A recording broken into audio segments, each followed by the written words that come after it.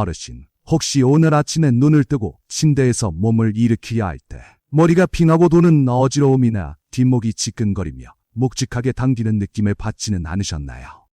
그 불쾌한 감각이 마치 하루의 시작을 무겁게 짓누르는 것 같아 마음이 영 편치 않으셨을 겁니다. 안녕하십니까? 저는 지난 35년이라는 긴 세월 동안 대학병원 심장내과라는 치열한 현장을 지키며 만 번이 넘는 혈관 스텐트 시술을 직접 집도해온 전문의 김용호입니다. 수많은 생사가 오가는 혈관의 길목에서 환자분들의 고통을 지켜보며 평생을 보냈지요. 오늘 제가 여러분께 전해드릴 이야기는 딱딱한 의학 교과서에나 적힌 그런 이론적인 이야기가 아닙니다.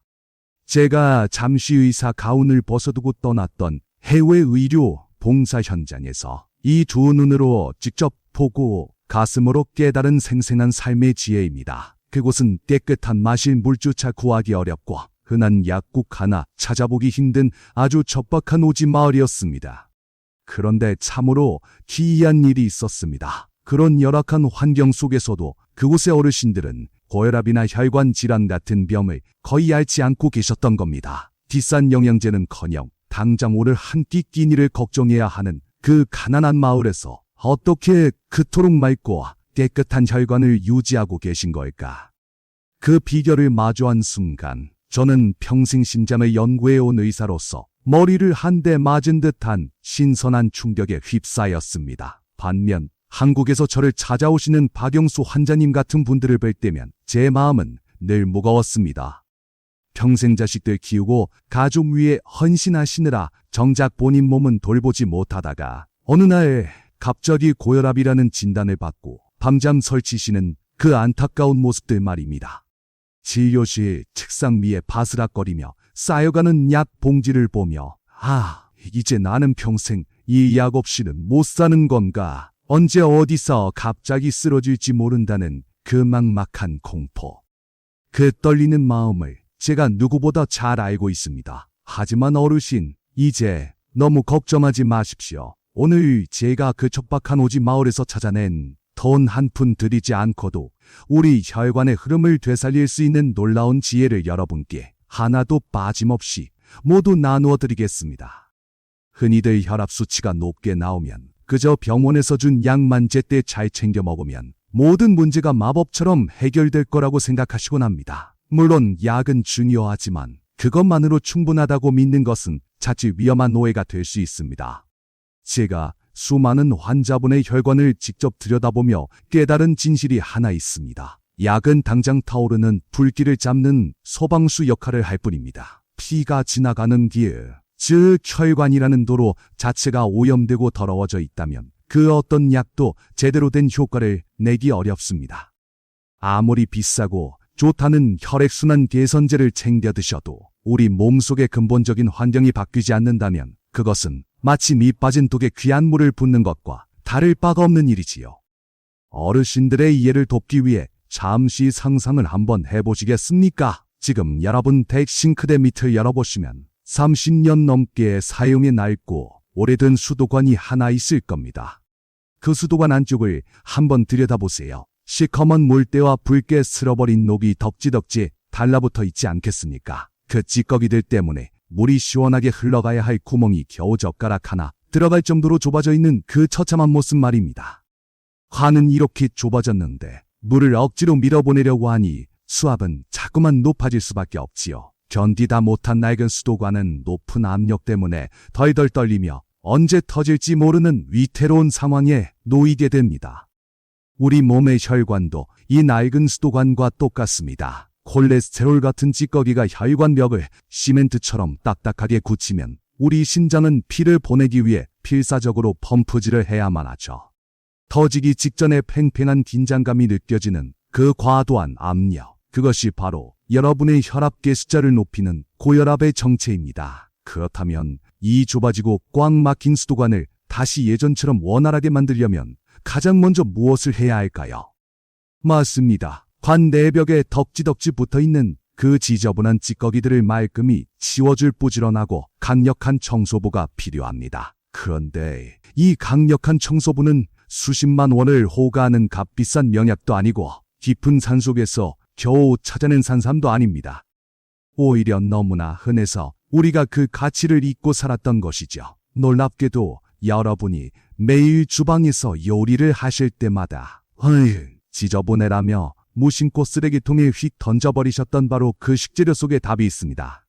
그 주인공은 바로 양파 껍질입니다. 다스락거리는 소리를 내며 붉은 빛을 띠는 그 껍질 말입니다. 오늘부터는 이 보물 같은 껍질을 절대 쓰레기통에 양보하지 마십시오. 양파 껍질 속에는 우리 혈관에 찌든 때를 녹여내는 퀘르세틴이라는 성분이 아주 강력하게 농축되어 있습니다. 의학적으로도 혈관 건강의 핵심이라 불리는 성분이죠. 이 성분이 우리 몸에 들어오면 마치 비누가 프라이팬에 찌든 기름때를 말끔히 씻어내듯 혈관벽에 끈적하게 달라붙은 나쁜 콜레스테롤을 몸 밖으로 밀어내는데 큰 도움을 줍니다. 상상만 해도 혈관 속이 시원해지지 않습니까? 더욱 놀라운 사실을 하나 알려드릴까요? 이 귀한 퀘르세틴 성분이 우리가 평소 맛있게 먹는 하얀 양파 속살보다 버려지는 갈색 껍질에 무려 50배나 더 많이 들어있다는 사실입니다. 마트에서 양파 한 망 사면 고작 3-4천 원이면 충분하지요. 하지만 그 껍질이 품고 있는 치유의 가치는 시중에서 파는 수십만 원짜리 혈액순환제보다 훨씬 더 클 수 있다는 것을 꼭 기억하십시오. 무엇보다 화학 성분이 단일도 섞이지 않은 백천연 식재료 아닙니까? 우리 몸을 가장 자연스럽고 편안하게 태초의 건강한 상태로 되돌려 놓을 수 있는 최고의 선물인 셈이지요.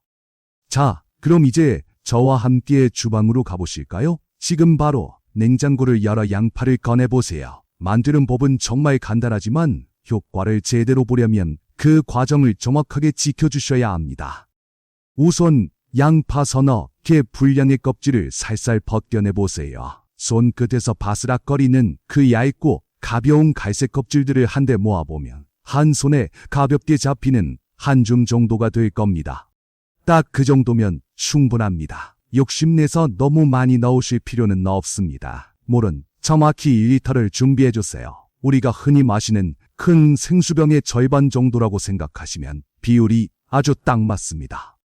가장 먼저 하실 일은 깨끗한 세척입니다. 혹시 모를 흙먼지나 농약이 걱정되실 수 있으니 물에 식초를 한 숟가락 똑 덜어뜨리고 껍질을 5분 정도만 가만히 담가두세요. 은근한 식초 향이 코끝을 스치며 소독해주는 느낌이 드실 겁니다. 그 다음 흐르는 시원한 물에 대고 손으로 문지르며 뽀득뽀득 소리가 날 때까지 깨끗하게 헹궈주세요. 이렇게만 해도 우리는 아주 안심하고 건강한 차를 마실 준비가 된 것입니다. 이제 냄비에 물 1리터와 깨끗하게 씻은 양파 껍질 한 줌을 넣어주세요. 이때 껍질들이 물에 푹 잠기도록 손으로 한번 꾹 눌러주시면 좋습니다. 센 불을 켜고 물이 팔팔 끓어오를 때까지 잠시 기다립니다. 냄비 안에서 물이 보글보글 기포를 내며 힘차게 끓어오르는 소리가 들리면 그때 불을 아주 약하게 줄여주세요. 자, 약불에서 20분입니다. 이 20분이 가장 중요합니다. 제가 수많은 임상 경험에서 늘 강조하듯 좋은 성분들이 물속으로 충분히 그리고 은근하게 우러나오도록 기다리는 미학이 바로 여기에 있습니다. 너무 서두르지 마세요. 20분의 시간이 흐르면 분명 투명했던 물이 마치 잘 숙성된 와인처럼 붉고 진한 황금빛 갈색으로 변해 있을 겁니다. 이 색깔이 바로 여러분의 혈관을 위한 색깔입니다. 눈으로도 혈관이 깨끗해지는 것을 상상해 보세요. 20분이 지나면 불을 끄고 이제 할 일은 간단합니다. 껍질은 건져내 과감히 버리십시오. 이제 우리에게 필요한 것은 오직 혈관을 건강하게 하는 물만 남았습니다. 여기서 잠깐 이 놀라운 차의 효과를 더욱 높이는 저만의 특별한 팁을 하나 더 알려드리겠습니다. 주방 한편의 알싸한 향기를 풍기며 기다리고 있을 타로 생강입니다. 양파 껍질을 끓일 때 엄지손가락만한 생강 한 조각을 얇게 편 썰어 같이 넣어보세요. 생강의 따뜻한 성질이 우리 몸의 혈액순환을 더욱 힘껏 도와주고 귀한 퀘르세틴 성분의 흡수율까지 높여주는 시너지 효과를 낼 것입니다. 이렇게 생강을 살짝 더하면 양파 특유의 냄새도 잡아주고 맛도 훨씬 구수하고 깔끔해져서 저처럼 즐기시기에 아주 그만입니다. 차 한 잔이 몸과 마음의 평화가 찾아올 겁니다. 이 귀한 차는 하루에 딱 2잔만 드시는 것을 추천합니다. 아침에 잠에서 깨어나 빈속에 한 잔, 그리고 저녁 식사를 마친 후에 또 한 잔, 이 루틴만 지키셔도 충분합니다. 차가운 기운보다는 따뜻한 온기가 혈관을 이완시키는데 더 도움이 됩니다. 차갑게 드셔도 좋지만 쌀쌀한 날에는 따뜻하게 데워 드시는 것이 여러분의 혈관 건강에는 훨씬 더 이로울 것입니다.